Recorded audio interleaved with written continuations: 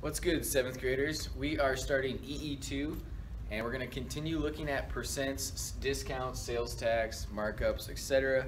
But instead of using proportions to set up and solve those, we are going to be using just equations. We're going to change those percents to decimals and then multiply to figure out the sales tax, the tip, discounts, and stuff like that. And we're also going to be solving equations, one-step and two-step equations. Okay, so let's say our original price is P, whatever dollar amount it might be. That's our original price. In order to find the discount, let's say we have a 20% discount. We're going to take that percent and we're going to change it to a decimal. So first we're going to move the decimal twice, and that's going to be the same as 0.20. So to figure out how much that discount would be, we would simply take our decimal and multiply it times our original price, which is P in this case. And a lot of times we write that just like this. We'll put the number and the letter next to each other with nothing in between, and that means multiplication. Okay, so that would tell us the amount of the discount. Now if we wanted to know how much the sale price was going to be, let's say we still have a 20% discount. So this right here would tell us how much the discount is. So to figure out how much the sale price is, we're actually going to do the original price minus the amount of the discount. All of this is the amount of the discount, so we have to subtract all of that from the original price. That will give us the sale price, okay? And in one of your practice links, you're going to see things exactly like this. So it's important that you understand what that notation means.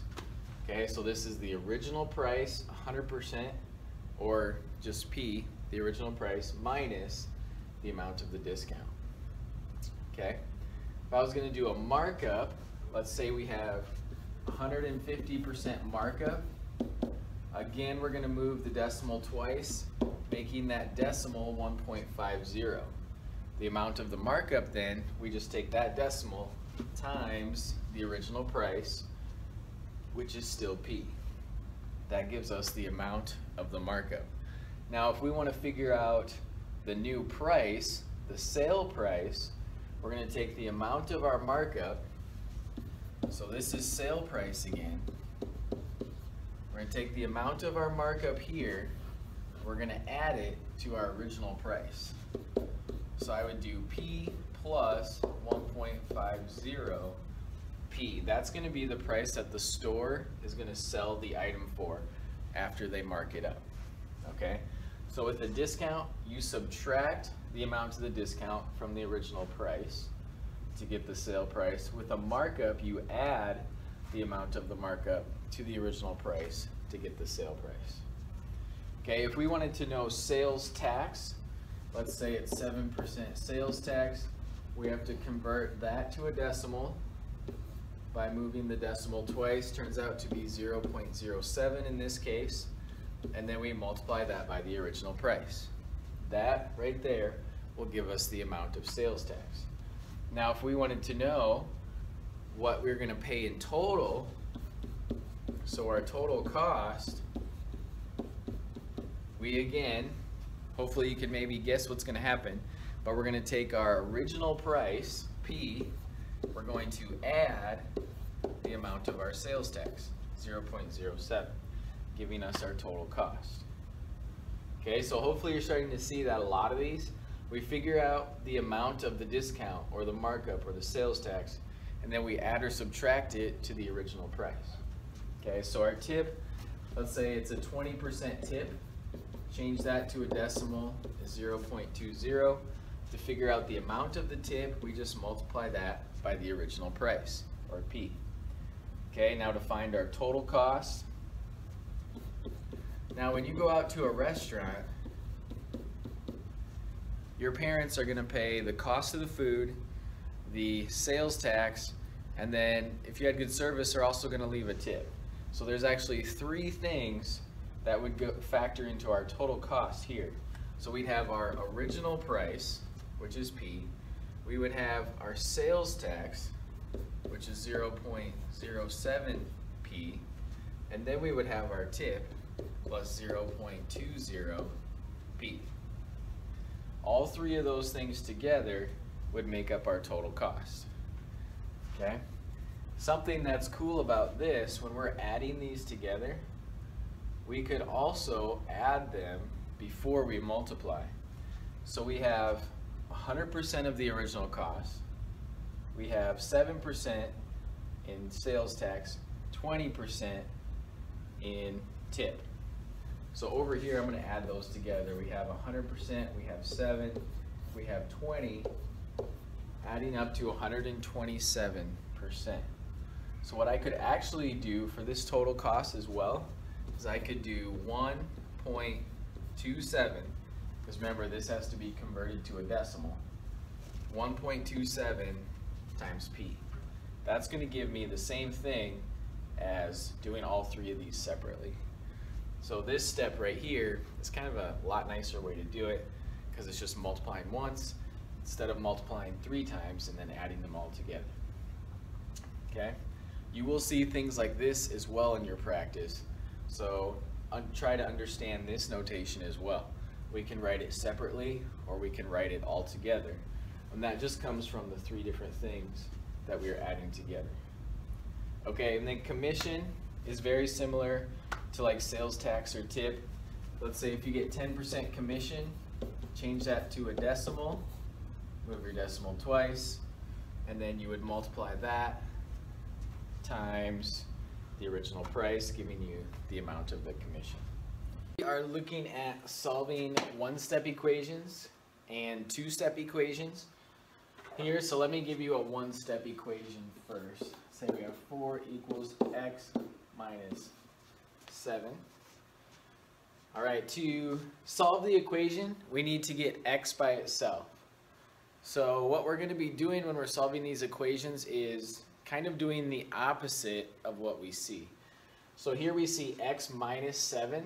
So we want to do the opposite of subtracting 7 on this side, and then we'll also do it on the other side in order to get x by itself. So the opposite of subtracting is adding. So we're going to add 7, and one of the rules of solving equations is what you do to one side, you have to do to the other side. So if I added 7 on the right, I have to add 7 on the left as well. So I'm going to add 7 over here. Negative 7 plus 7 we know is 0, so that goes away. All we're left with on the right is x, and then on the left 4 and 7 makes 11, so our answer would be 11. Okay? So the key to remember is that we're doing the opposite of what we see in order to get the variable by itself. Okay? Let's take a look at a two-step equation. Same thing. We have to remember our order of operations, and then we're going to do the opposite of what we see. So on this equation right here, we have 42 equals 7, parentheses, z minus 3. Okay, so following our order of operations, first thing we need to do is take care of those parentheses. So we're going to distribute the 7. 7 times z is 7z. 7 times negative 3 is negative 21. Okay, now we're going to do the opposite of what we see. So I see minus 21. Opposite of subtracting is adding again. So we're going to add 21. That's going to equal 0. What we do to one side, we must do to the other side. So we're going to add 21. I'm going to rewrite that over here. That gives us 63 equal to 7z. Okay, again, do the opposite of what we see. When a number and a letter are right next to each other, that means multiplication. So we're going to do the opposite of that, which is division. We're going to divide by 7. What we do to one side, we have to do to the other side. So we divide by 7. 7 divided by 7 is just 1. So that turns out to be 1z, or I can just write z. 63 divided by 7 is 9. So z equals 9 is our answer. Okay, let's take a look at one more. We have negative 3/10 x equals 6. Okay, so we have a fraction, a number next to a letter. That means multiplication, so we have to do the opposite of that. We have to divide. But if you remember, we never divide by fractions, so what we have to do is KFC.